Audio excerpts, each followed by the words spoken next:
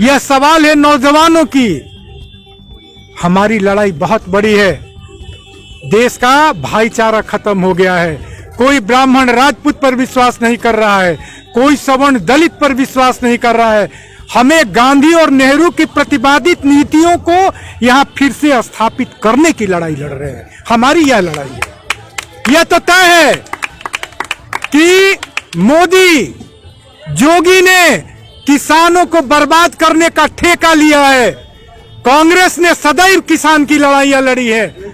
आज भी कांग्रेस इस जो अनाज हमारे यहाँ खाद्यान्न पैदा होते हैं, धान गेहूं, हम आज भी उसके न्यूनतम मूल्य की लड़ाई लड़ रहे हैं। और मोदी जी किसानों के सारे खेत को कब्जा करने की सोच रहे हैं। ये किसानों को सोचना होगा।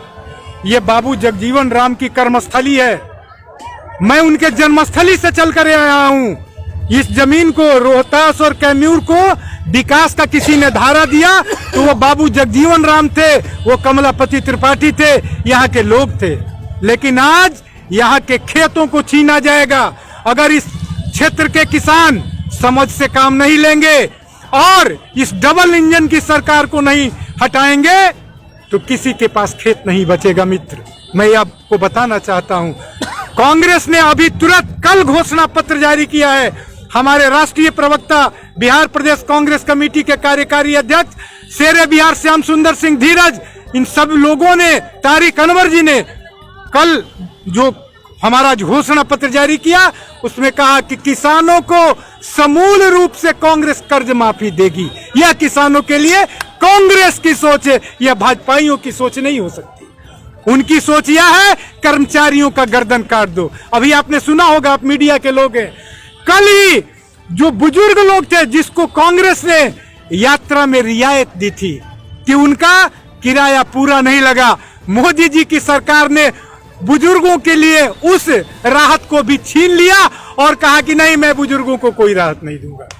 यह बिहार का दुर्भाग्य है कि सैकड़ों बेटियों के साथ जो खेल हुआ था मुजफ्फरपुर सेंटर कांड में, और ये अपने आप को सुशासन बाबू कहते हैं, उसकी जो आरोपी थी आज फिर से जदयू के टिकट पर चुनाव के मैदान में। इनका यही कहना है, अरे भाई योगी की सरकार बगल में है। हाथरस की घटना हो, अलीगढ़ की घटना हो, उन्नाव की घटना हो, भाजपाइयों के हाथों भारत की बेटियां सुरक्षित नहीं है। कांग्रेस की लड़ाई है भारत की बेटियां की सुरक्षा के लिए, किसानों की सुरक्षा के लिए, मजदूरों के हक के लिए, नौजवानों को रोजगार देने के लिए हम इस बुनियाद पर चुनाव लड़ने आए।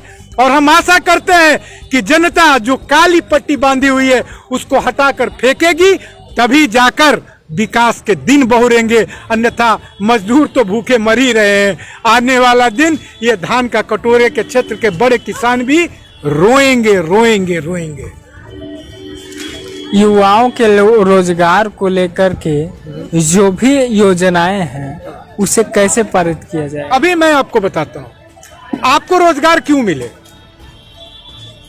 जब भारत के सारे संसाधन बेचे जा रहे हों अडानी और अंबानी के हाथों, रोजगार आपको क्यों मिले?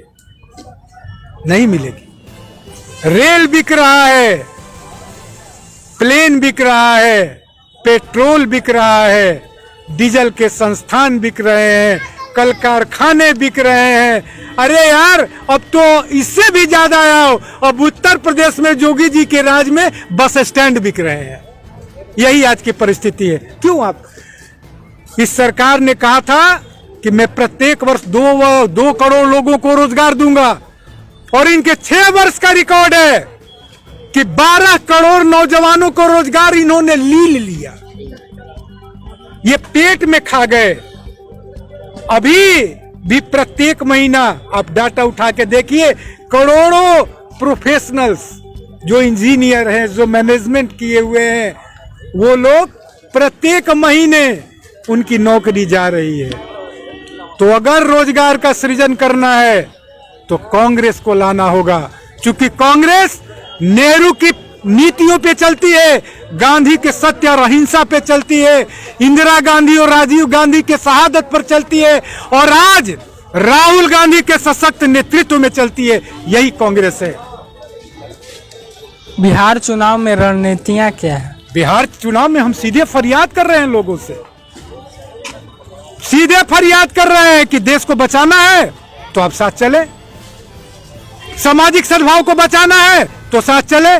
मैं मुसलमान के गोद में खेलकर बड़ा हूं, लेकिन आज क्या मुसलमान के गोद में आप बैठ के खेल सकते हैं? क्या आप अगर जिस जाति से आते हो आप दूसरे जाति के गोद में बैठकर खेल सकते हैं? क्या झगड़ा कर सकते हैं? क्या नहीं, सौहार्द ही समाप्त है, विश्वास ही नहीं है। ये हमारे मित्र है बिहार प्रदेश कांग्रेस कमेटी के, ये भी हमारे साथी कोऑर्डिनेटर हैं। हम लोग बचपन से साथ खेले हैं राजनीति की खेल, लेकिन आज इनका बच्चा और मेरा बच्चा देखेगा तो उधर चला जाएगा। यह है मोदी। इंदिरा गांधी ने कहा था कि जिस दिन संघी आएंगे इस देश का ताना बाना ध्वस्त हो रहा है,